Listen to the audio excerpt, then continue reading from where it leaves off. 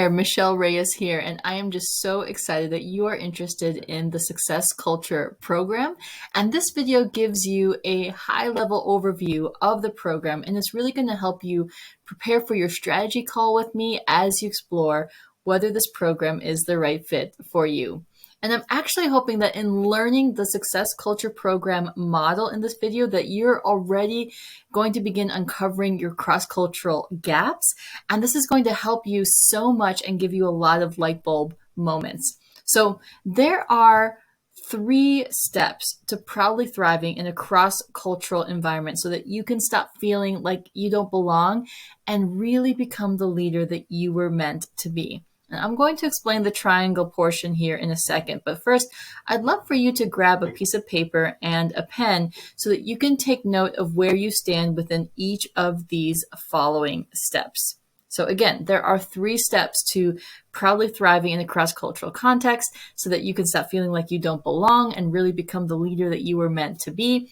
This is, in a nutshell, the Success Culture model. And I've been working on this model for 10 plus years, but honestly, this is a model that I have lived my entire life as a bicultural Indian American woman who has lived in different cross-cultural contexts around the world, from Minnesota to Germany, India, Australia, Texas, Scotland, and beyond.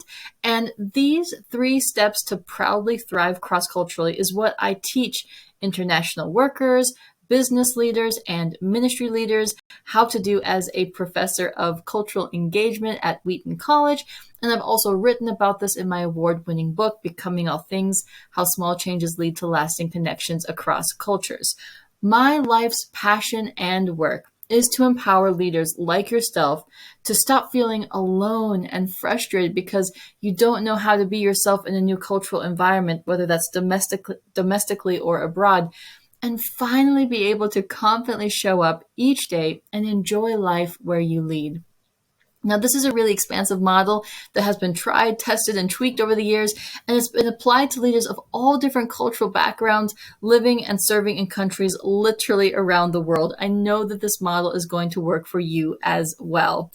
When it comes to being able to proudly thrive in a cross-cultural context, it comes down to these 3 steps. The first one is your cultural identity development. And basically what I want you to do here is rate how far along you feel that you are on a scale of 1 to 5. Your cultural identity is your level of awareness and appreciation of who you are as a cultural being and how that impacts the way that you live, love, work, and lead. So for example, how well can you answer these questions? Who am I? What is my place in the world? Where do my ideas come from? And what are the good and beautiful aspects of my culture that I proudly embody and express on a daily basis? Now, every week I work with leaders around the world who are paralyzed by fear, and this fear prevents them from being themselves in their cross-cultural context. There are a whole host of obstacles, massive cultural differences, painful experiences, burdens of shame and guilt that are stopping you from showing up as your best cultural self with the freedom and joy to truly be yourself. So think about the level in which you proudly express yourself culturally on a day-to-day basis and give yourself a rating between 1 and 5. How clear and confident are you in your cultural values and showing up each day as the best cultural version of yourself? I want to know what number you would give yourself. Now we're going to go into step 2, which is cultural healing, because every leader pays a price when they don't give space to heal wounds inflicted by people of other cultures. Maybe you've been told you need to be ashamed of yourself because you're white, or that the only legacy that you are allowed to live into is one of oppression. And as a result, you don't feel like people truly see you as a unique individual. Or maybe you were treated as a misfit as a child because your skin color or your name or your family were just different from everybody else. Maybe you don't feel at home in your own skin because you've been verbally or emotionally bullied. Maybe you've been reported or canceled or virtually bullied online, and you're terrified now of saying the wrong thing or constantly being corrected. So now you rarely speak up, and when you do, it feels like you're just parroting other people's opinions, which feel safer. In order to proudly thrive in a cross-cultural context, you need a high level of resilience and adaptability. But to have that, you need to feel whole and emotionally healthy. And the only path that ensures this reality is truly being able to work through your cultural pains, naming them, and becoming free from them. I want you to think about the lies that have been spoken over you and the ways people have tried to control you and tell you that what you should be saying or doing, culturally speaking, is right or wrong, or how you should think. On a scale of 1 to 5, how much time and effort have you given to finding healing from these experiences?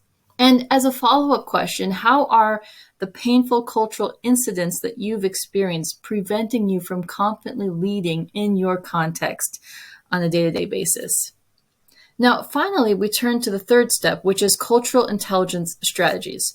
Cultural intelligence strategies are strategies that empower you to effectively interact with people of different cultures. It's in essence creating a long list of, if this happens, I'm going to do this, and confidently knowing that you have the right plan in place, the kind of plan that's going to build genuine connections, understanding, and positive relationships.